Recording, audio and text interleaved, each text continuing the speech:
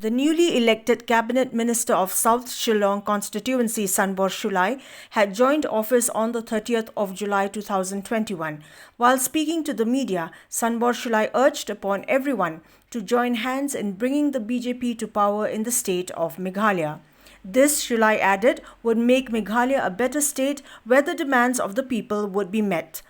On the issue of ILP, Sanbor Shullai said that the same can be implemented once the BJP comes to power as a single majority in the state assembly elections to be held in the year 2023. I send this message also with an appeal to let us forget about the party. Let us not listen to this political propaganda against the BJP. Forget. Think for your stomach, think for your future. Forget about the people should just remember that everybody, they love flowers.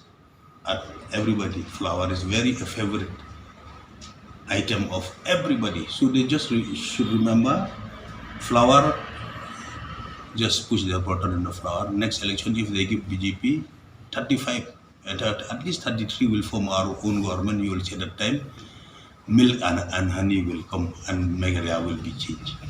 Still. Meghalaya will get ILP. You hope that ILP also will get in 5 minutes.